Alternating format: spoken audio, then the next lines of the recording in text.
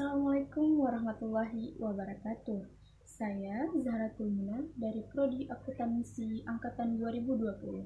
Saya seorang mahasiswi dari kampus Politeknik Kutaraja Banda. Baik, pada kesempatan kali ini saya akan mewawancarai seorang pengusaha UMKM tembakau untuk memenuhi tugas studi kasus dari mata kuliah pengantar ekonomi saya. Sebelum kita wawancarai narasumbernya untuk mendapatkan informasi lebih lanjut tentang tembakau itu, saya akan menjelaskan sedikit definisi dari tembakau tersebut. Jadi, tembakau adalah tumbuhan yang bergerak di bidang pertanian, tetapi bukan termasuk ke dalam komoditas pangan, melainkan sebagai komoditas perkebunan. Tembakau juga bukan sebagai bahan baku makanan, tetapi sebagai bahan baku dalam pembuatan. Tembakau ini juga termasuk ke dalam tumbuhan tahunan. Meskipun dia termasuk ke dalam tumbuhan tahunan, tinggi dari tembakau tersebut bisa mencapai 12 kaki. Jangka waktu dalam pertumbuhan tembakau sendiri dimulai dari 40 hari sampai 60 hari. Baik, untuk mendapatkan informasi lebih lanjut tentang tembakau, mari langsung saja kita menuju ke tempat.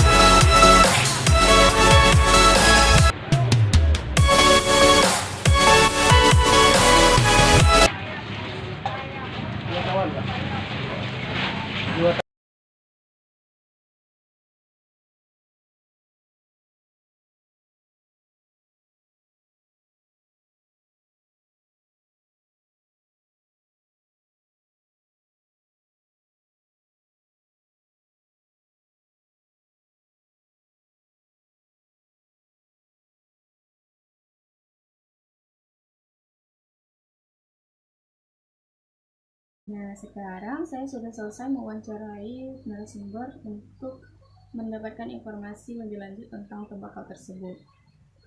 Beliau sudah membuka usaha tembakau ini Beliau sudah menjalankan usaha tembakau ini kurang lebih 10 tahun. Beliau ternyata menjual tembakau ini tidak membuka toko, tetapi menjualnya di kaki lima. Di mana hari-hari pekan di Aceh itu dilaksanakan. Jalur lintas penjualan beliau itu ke arah barat, dan kota paling jauh untuk beliau tempuh penjualan ini adalah kota Calang. Paling jauh beliau tempuh untuk penjualan ini di lintas barat adalah kota Calang. Sedangkan di Aceh Besar sendiri beliau juga menjualnya di hari pekan, tepatnya di hari Rabu. Untuk tempatnya sendiri tepatnya di Kabupaten Aceh Besar, Kecamatan. Baik, saya akan memperkenalkan beberapa jenis tembakau. Yang pertama ada tembakau hijau, yang pembuatannya itu tepatnya di Aceh bagian tengah.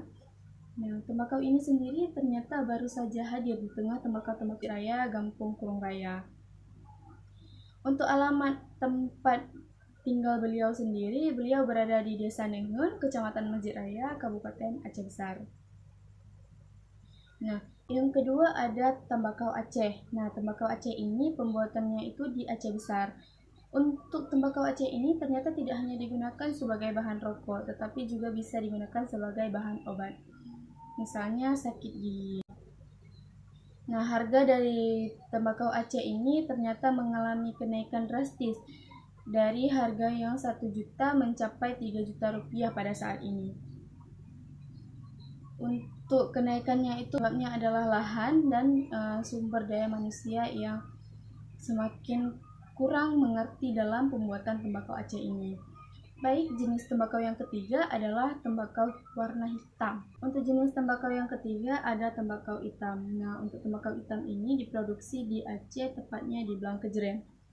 Untuk tembakau ini harganya itu mencapai 170.000 per kilogramnya.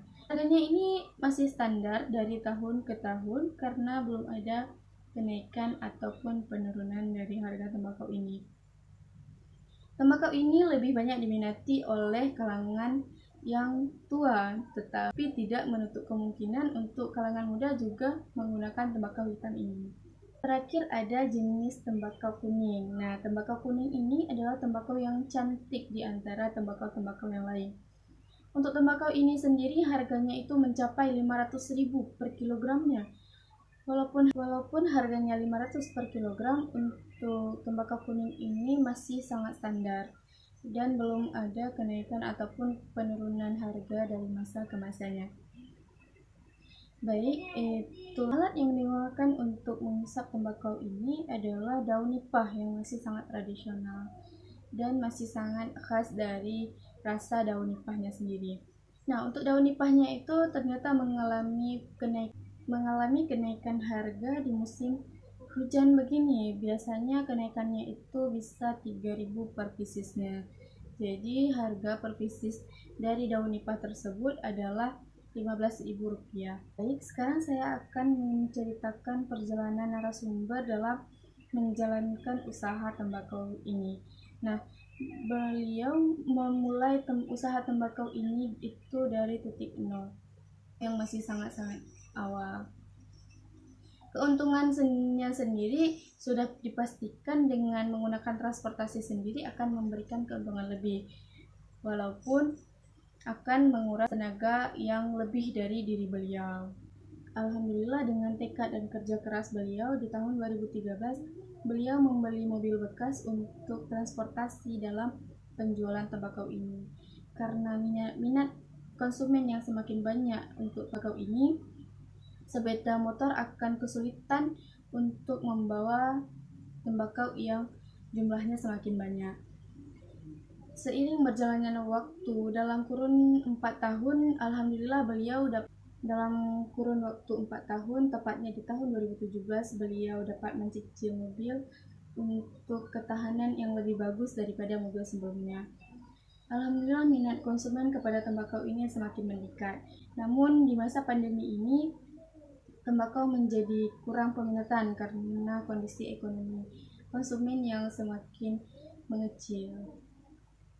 Baik, di akhir video saya akan memberikan sekarang saran saya kepada para pecandu rokok untuk beralih ke tembakau rokok ini, karena tembakau rokok ini masih sangat alami dan belum dicampur dengan zat-zat berbahaya seperti nikotin dan tar. Ternyata tembakau ini tidak hanya bisa dibeli dengan per kilogramnya saja, tetapi juga bisa dibeli per ons atau dengan permintaan konsumen, misalnya Rp10.000 dengan harga Rp10.000. Baik, sampai sini saja studi kasus mata kuliah mata ekonomi tentang UMKM tembakau saya. Assalamualaikum warahmatullahi wabarakatuh.